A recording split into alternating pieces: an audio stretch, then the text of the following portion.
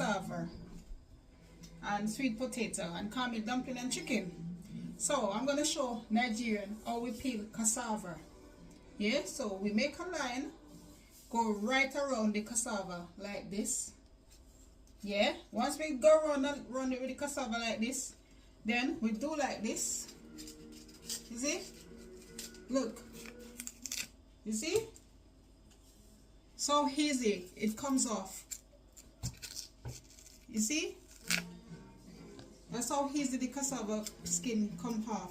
Once you make the line, you can see the line, make it go right around, like from the top, go around, turn it, go around, and then that's it. Your cassava comes off.